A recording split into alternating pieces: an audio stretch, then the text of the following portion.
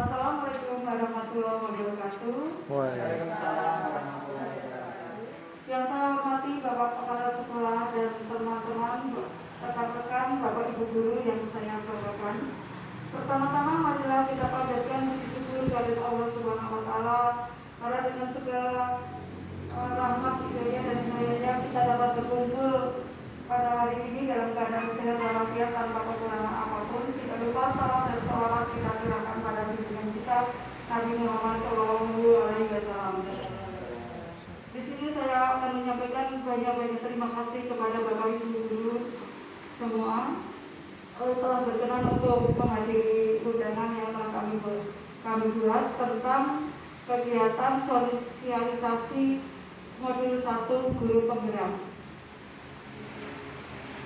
Pada sosialisasi modul 1 guru penggerak itu terbagi menjadi 4 modul. Yang pertama modul 1.1 tentang filosofi pendidikan Ki Hajar Dewantara. Yang kedua adalah modul 2 yaitu tentang peran dan nilai guru penggerak. Yang ketiga tentang visi guru penggerak, dan modul yang terakhir tentang budaya positif. Menginjak pada modul pertama tentang filosofi pendidikan Ki Hajar Dewantara. Dasar pendidikan KHD yang kita kenal dengan Ki Hajar Dewantara. Jadi yang pertama adalah modul. Kita sudah tahu siapa Ki Hajar Dewantara. Ki Hajar Dewantara adalah tokoh nasional. Dia merupakan salah satu pahlawan nasional yang sangat berperan di dunia pendidikan. Karena besarnya jasa beliau sehingga beliau diangkat menjadi Menteri Pendidikan dan Kebudayaan yang pertama.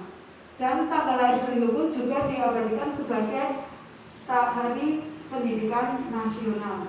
Di mana kita tahu bahwa asas pendidikan menurut Ki Hajar Dewantara yang sangat terkenal itu ada 3. Yang pertama adalah Ing Narso Sumberjo, yang kedua Ing Natio Mangunkarso, dan yang ketiga adalah Kusbudi Handayani. Di mana kita tahu Ing Narso Sumberjo diharapkan kita sebagai guru yang di depan itu bisa memberikan teladan atau contoh. Sedangkan yang kedua, Ing Natio Mangunkarso, itu kita di tengah, guru di tengah-tengah murid.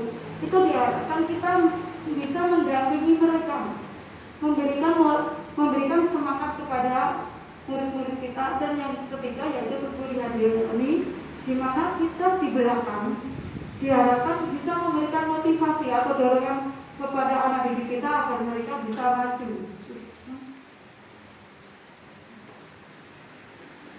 Maksud pendidikan menurut Ki Hajar Dewantara adalah menuntun segala kekuatan kodrat yang ada pada anak-anak agar mereka dapat mencapai keselamatan dan kebahagiaan yang setinggi-tingginya baik sebagai manusia maupun sebagai anggota masyarakat. Di sini ada kata kunci yaitu keselamatan dan kebahagiaan, menuntun segala kekuatan kodrat, di mana kita tahu kodrat anak adalah dibagi jadi kodrat zaman dan kodrat alam. Keselamatan di sini yang dimaksud adalah agar anak selamat badannya dan bahagia jiwanya. Dengan selamat badan dan jiwanya diharapkan anak nanti akan bisa menggali bakat minat mereka sehingga mereka dapat berprestasi di bidangnya masing-masing. Pendidikan itu hanya dapat menuntun tumbuh atau hidupnya kekuatan kodrat yang ada pada anak-anak agar dapat memperbaiki laku hidupnya dan tumbuhnya kekuasaan kodrat. Guru di sini dianggap bisa diibaratkan sebagai seorang petani. Di mana kalau kita melihat petani, kalau seorang petani menanam sesuatu, misalnya petani padi ya, ketika dia mau menanam padi dari proses awal pasti mereka sudah melakukan persiapan yang sangat detail. Dari mereka memilih bibitnya, pengolahan lahannya, sampai nanti proses penanaman, pemupukan maupun pemberantasan hama. Diharapkan mereka nanti apa? Hasil dari panen mereka akan mendapatkan panen yang berlimpah yang bagus. Begitu juga kita sebagai guru diharapkan kita memiliki harapan agar anak didik yang kita bimbing itu dapat tumbuh, dapat berkembang dengan baik, tapi tidak sesuai dengan minat kita, tapi sesuai dengan kodrat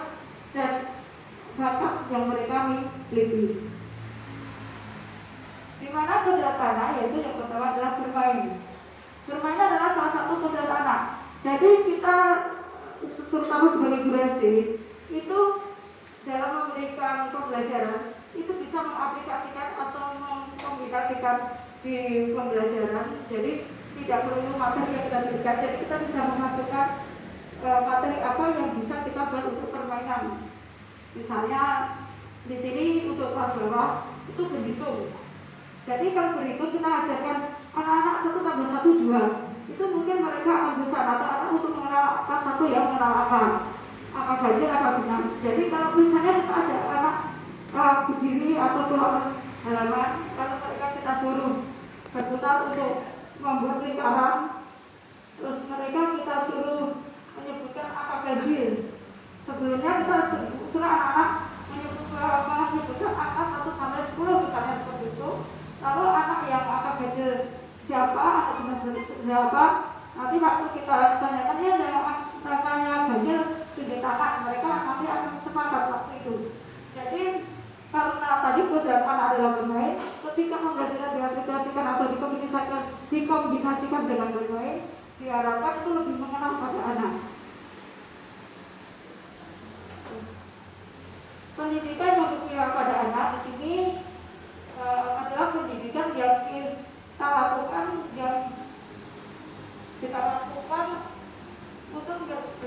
untuk beraba pada sang anak. Pendidikan yang berpusat pada anak ini dimaksudkan adalah pendidikan kita itu mengutamakan apa sih kebutuhan anak, apa sih yang mereka inginkan seperti itu. Jadi dasar pendidikan KHD itu di mana anak bukan kertas kosong atau bukan tabula rasa ya, bukan kertas kosong yang bisa digambar sesuai keinginan orang dewasa. Anak lahir dengan kekuatan kodrat yang masih sama-sama. Tujuan pendidikan adalah menuntun atau memfasilitasi, membantu anak untuk menebarkan garis sama-sama agar dapat memperbaiki lakunya untuk menjadi manusia seutuhnya. Jadi di sini kita tidak bisa memaksakan kepada anak didik kita, kamu harus seperti ini. Pertama ketika kita mengajar, biasanya kan kita minta pelajarannya ini, kamu harus paham ini. Itu tidak bisa. Karena apa? Bakat dan minat anak itu berbeda-beda. Budi pekerti, watak, karakter adalah bersatunya atau perpaduan harmonis antara gerak pikiran, perasaan, dan kehendak atau kemauan sehingga menimbulkan tenaga atau semangat. Budi, pikiran, perasaan, kehendak atau kemauan pekerti adalah tenaga.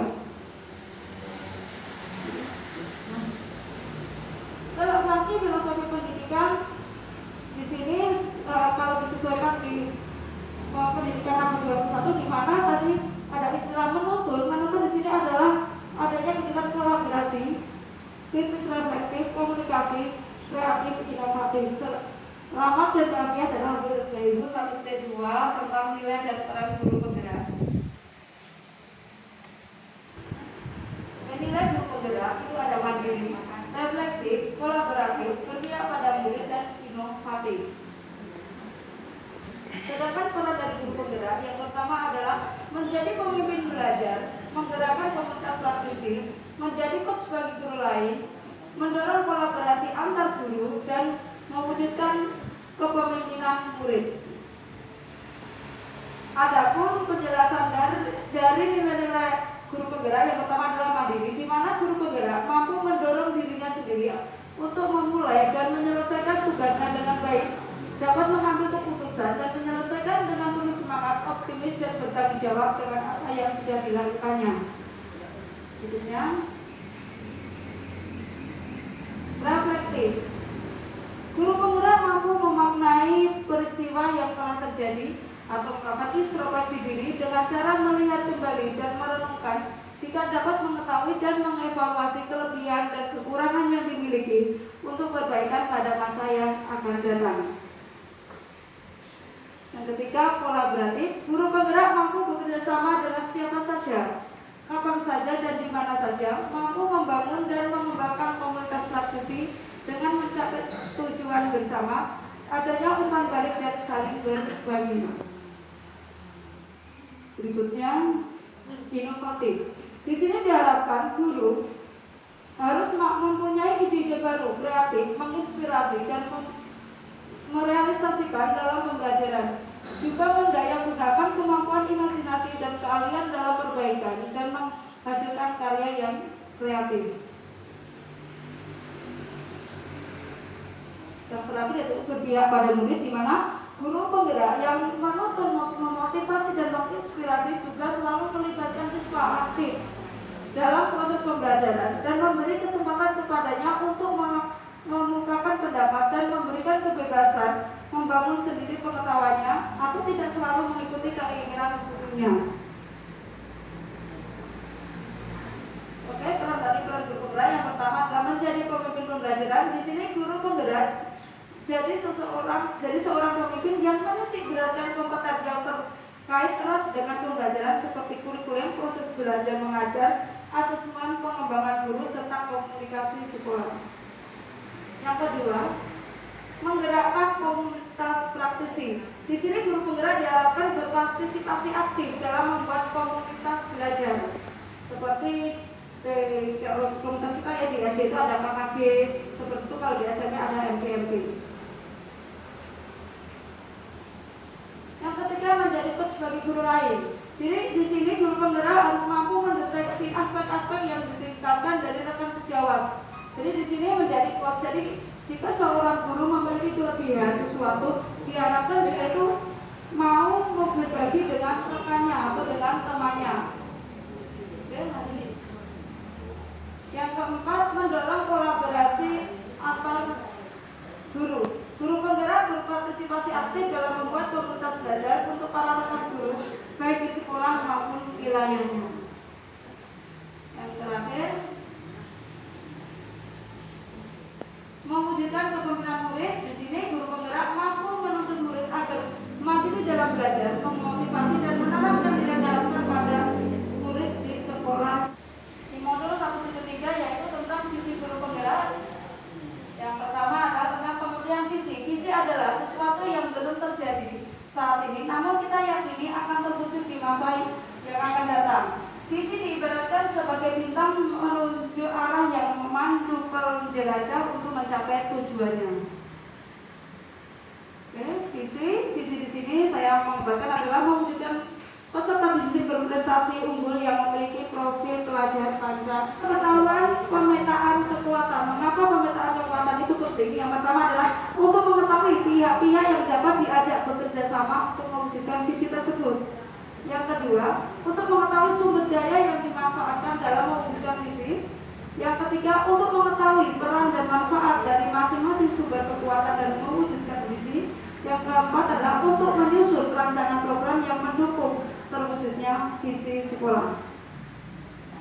Adapun dalam mewujudkan visi sekolah, ini kita bisa menggunakan tahapan gajah, di mana tahapan gajah yang pertama adalah B, yaitu kita membuat pertanyaan. A, yaitu mengambil pelajaran. G, menggali mimpi. J, jabarkan rencana. Dan A, atur eksekusi. Cara yang perlu ada dalam pemetaan kekuatan yang pertama adalah sumber daya manusia, komunitas sosial, fisik, alam, finansial. Di mana sumber daya manusia di sini bisa terdiri dari guru atau tenaga pendidikan dan siswa. Komunitas sosial itu dukungan dari kemitraan, fisik berupa bangunan dan penunjang, alam berupa geografis dan iklim yang ada di sekitar sekolah kita, dan finansial kalau sekolah biasanya berasal dari dana bos atau mungkin hibah dari pihak ketiga. Tentang budaya positif atau ekosistem positif, kita ambil contoh perbandingan dengan hidup tumbuh-tumbuhan seorang petani. Itu dalam hakikatnya sama kewajibannya dengan seorang pendidik. Seperti yang tadi saya jelaskan, bahwa petani itu kalau mereka objeknya adalah tanaman, kalau kita objek kita atau subjek kita adalah siswa. Perubahan paradigma teori kontrol atau ilusi kontrol. Yang pertama, ilusi guru mengontrol murid. Yang kedua, ilusi bahwa kritik dan membuat orang merasa bersalah dapat menguatkan karakter. Yang ketiga, ilusi bahwa semua penguatan positif, efektif, dan bermanfaat. Dan yang terakhir, ilusi bahwa orang dewasa memiliki hak untuk memaksa. Perubahan paradigma atau pergeseran paradigma dari stimulus respon menjadi teori kontrol. Ini di sini sudah kita sepakati bahwa kita itu tidak bisa mengontrol seseorang. Di mana dulunya di stimulus respon kita mencoba mengubah orang agar berpandangan sama dengan kita.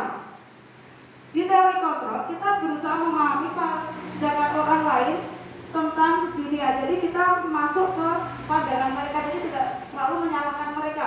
Jadi kenapa mereka berpendapat seperti itu? Tentunya mereka ada alasan. Yang kedua, perilaku buruk dilihat sebagai suatu kesalahan. Di teori kontrol, semua perilaku memiliki tujuan. Yang tahu tujuannya adalah pelaku itu sendiri. Yang ketiga, orang lain bisa mengontrol saya. Di teori kontrol, hanya saya yang bisa mengontrol diri saya. Dan saya bisa mengontrol orang lain. Teori kontrol, Anda tidak bisa mengontrol orang lain. Yang kelima, memaksakan ada pada saat bujukan gagal, kolaborasi dan konsekuensi, penciptaan pilihan-pilihan baru. Yang terakhir adalah model berpikir menang kalah. Model berpikir di teori kontrol adalah model berpikir menang-menang atau win-win solution. Jadi sama-sama untung di sini. Apakah makna dari disiplin? Oke, disiplin berasal dari bahasa Latin disciplina yang artinya belajar. Makna asal dari kata ini berkonotasi dengan disiplin diri dari murid-murid dari Socrates dan Plato. Disiplin diri membuat orang menggali potensi menuju sebuah tujuan apa yang dia hargai. Namun dalam budaya kita, makna kata disiplin telah berubah menjadi sesuatu yang dilakukan seseorang pada orang lain untuk mendapatkan kepatuhan. Kecenderungan umum adalah berhubungan kata disiplin dengan ketidaknyamanan. Jadi ketika kita dihadapkan dengan kata disiplin, kita sudah wah ini tak enak. Ini merupakan tekanan, biasanya kita seperti itu.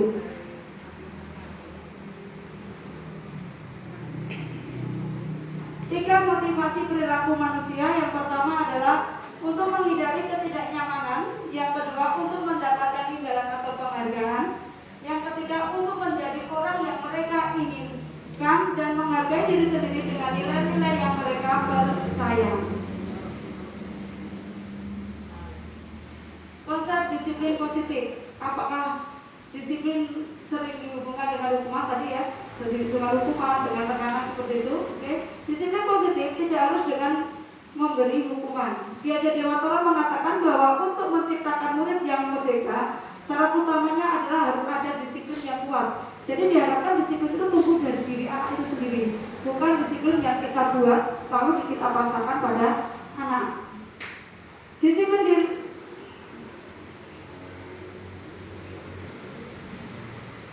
diri mempelajari bagaimana cara kita mengontrol diri dan bagaimana menguasai diri untuk memilih tindakan yang mengacu pada nilai-nilai yang kita hargai. 5 kebutuhan dasar. Keyakinan kelas. Keyakinan kelas ini berasal dari peraturan kelas. Biasanya kalau kita di tahun ajaran baru dengan anak-anak, biasanya kita mengajar membuat peraturan kelas. Nah, peraturan kelas ini biasanya kan berasal dari pendapat murid-murid. Nah, agar peraturan ini menjadi suatu keyakinan, di sini kita mengajak anak semuanya kita libatkan. Lalu kalau ada persetujuan dari mereka agar peraturan tersebut akhirnya menjadi keyakinan kelas, sehingga ketika mereka melaksanakan itu bukan lagi merupakan paksaan bagi mereka, tapi sudah merupakan kesadaran. Di sini contoh dari keyakinan kelas yaitu tentang rasa hormat, bekerja, diterima dan dimiliki. Di mana hormat, kami meyakini bahwa sangat penting untuk menghormati semua orang dan barang milik orang lain. Bekerja, di mana kami meyakini bahwa sangat penting untuk mengerjakan segala pekerjaan atau mengikuti kegiatan yang telah ditugaskan, diterima dan dimiliki. Kami meyakini bahwa sangat penting untuk merasa diterima pada suatu kelompok dan saling peduli satu dengan yang lain. 5 kebutuhan dasar manusia. 5 dasar kebutuhan manusia ini yang sangat dasar yaitu adalah bertahan hidup. Dengan bertahan hidup artinya akan tumbuh kebutuhan-kebutuhan yang lain seperti cinta dan kasih sayang, penguasaan, kebebasan, dan kesenangan. Nah, di sini ketika kita di kelas itu biasanya kan banyak timbul suatu permasalahan yang dihadapi anak-anak ya. Dalam melerai atau kita menyelesaikan permasalahan yang ada di anak, itu diharapkan kita sebagai guru itu mampu melerai atau kita menyelesaikan permasalahan tersebut melalui cara-cara yang bijak. Dan di sini ada penawaran dari guru penggerak yaitu tentang adanya restitusi, atau nanti kita akan belajar tentang segitiga restitusi. Sebelumnya, apa itu restitusi? Restitusi adalah proses menciptakan kondisi bagi murid untuk memperbaiki kesalahan mereka sehingga mereka bisa kembali pada kelompok mereka dengan karakter yang lebih kuat. Oke, di mana segitiga restitusi, jadi ketika terjadi permasalahan, kita diharapkan seperti ini. Pertama adalah kita memvalidasi tindakan yang salah tersebut. Jadi kita tanyakan kepada anak mengapa mereka melakukan hal tersebut. Tentunya anak akan jujur waktu itu. Terus ketika jujur pasti anak akan tertekan. Dan disinilah tugas kita yang kedua yaitu menstabilkan identitas agar ketika mereka jujur tapi mereka tidak merasa bersalah. Terus setelah itu yang ketiga adalah menanyakan keyakinan. Apakah ada peraturan di kelas tentang sesuatu yang mereka langgar tersebut? Kalau ada, mengapa dia melanggar? Jadi di sini di segitiga restitusi, ketika kita menyelesaikan suatu permasalahan, tidak langsung kamu salah, tapi mari kita ajak anak berbicara kenapa hal tersebut terjadi, dan kita berharap agar anak tersebut ketika menyadari kesalahannya, dia juga mau memperbaikinya. Adapun contoh dari segitiga restitusi pernah saya praktek. Ini adalah contoh kegiatan segitiga restitusi yang telah saya lakukan dengan murid kelas 6.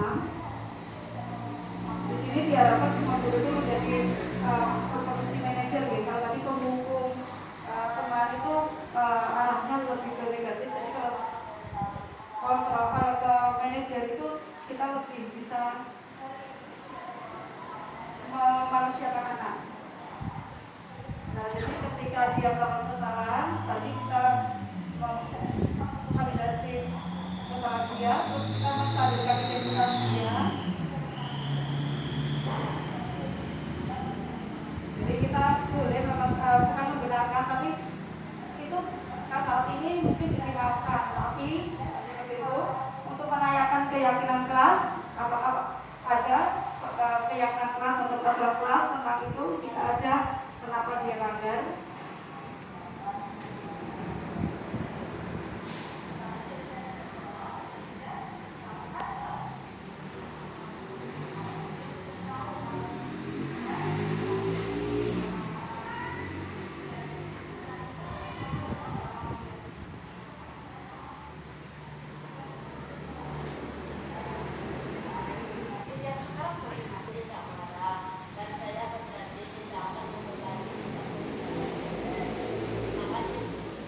Ceritanya ini di Ilyas itu dia tidak mengerjakan PR dan tidak membawa buku, dan padahal di keyakinan kelas kami yang tidak mengerjakan PR dan membawa paket itu merupakan pelanggaran di kelas gitu. Mungkin itu sedikit sosialisasi dari saya tentang modul 1. Mungkin ada pertanyaan dari Ibu Terpeta. Assalamualaikum warahmatullahi wabarakatuh. Nama saya Aris Krianto, guru PJOK.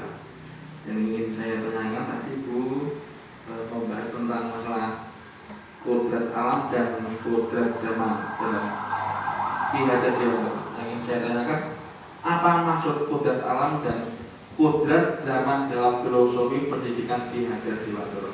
Dan assalamualaikum warahmatullahi wabarakatuh.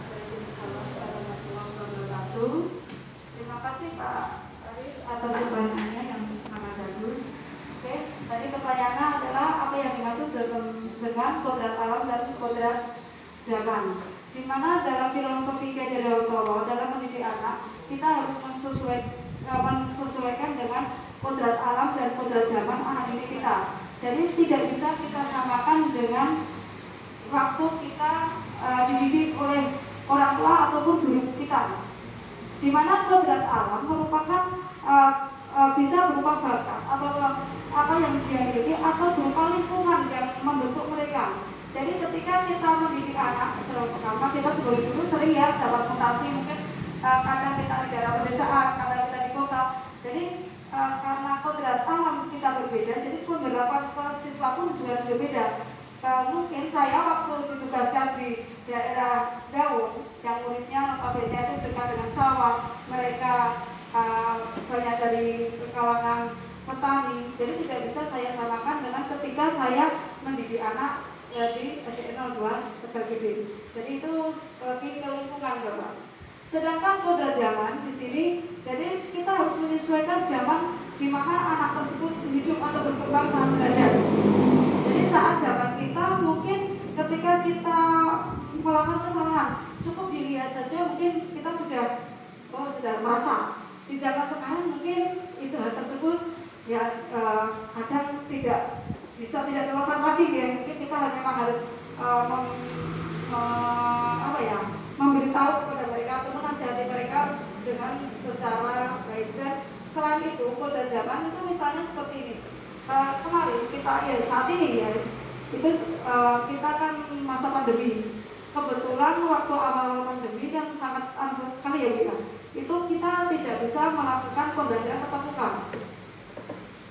Di mana pembelajaran di sini kita karena daring, kita menggunakan fasilitas itu berupa internet, bisa melalui WA atau video dan lain sebagainya. Di sini kodrat zaman memang zamannya saat ini seperti ini. Kalau tidak bisa mengikuti ya mungkin kita akan ketinggalan. Jadi kita sesuaikan. Apalagi anak-anak zaman sekarang itu sangat canggih, bisa berpintar-pintar dalam menggunakan akses teknologi yang ada. Mungkin itu Pak Aris. Terima kasih. Itu pertanyaannya. Saat ini saya ingin bertanya apa perbedaan hukuman dengan konsekuensi. Ya, saya nama dia guru PAI. Ya, terima kasih. Dia adalah perbedaan hukuman dan konsekuensi. Di sini sudah saya rangkumkan di mana hukuman adalah sesuatu yang menyakitkan harus terjadi. Sedangkan konsekuensi adalah sesuatu harus terjadi. Sedangkan yang kedua membuat anak sakit untuk hukuman. Ya. Kalau konsekuensi adalah membuat anak merasa tidak nyaman dalam jangka waktu pendek.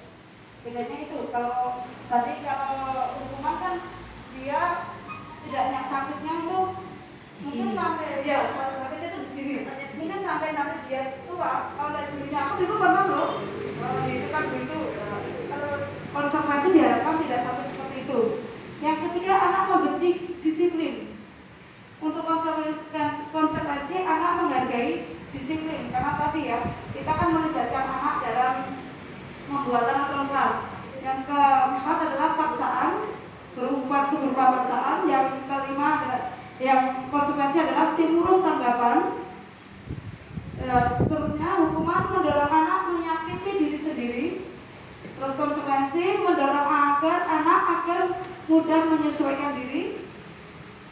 Terus hukuman merupakan konsep diri yang buruk, sedangkan konsekuensi adalah konsep diri yang baik.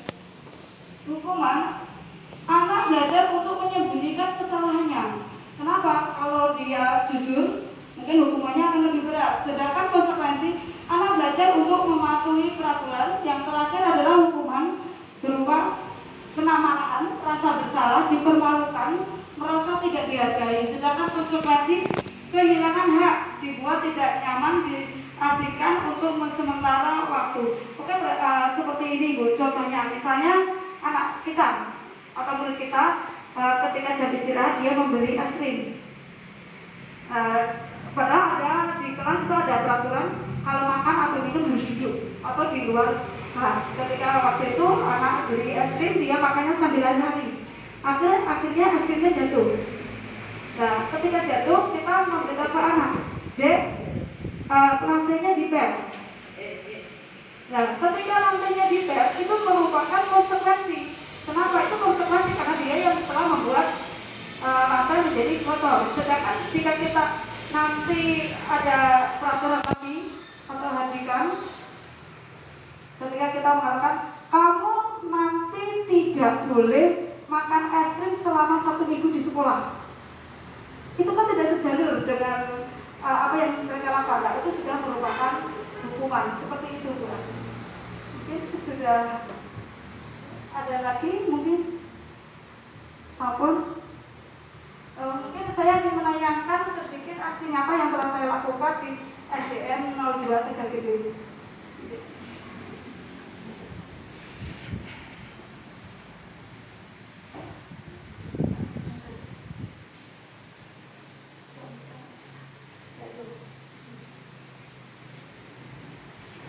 Ini adalah aksi nyata di kegiatan di modul 1 yang saya lakukan di SDN 02 Tegalgede. Yang pertama adalah kita melakukan upacara bendera yang dilakukan setiap hari Senin dan pada hari-hari besar nasional.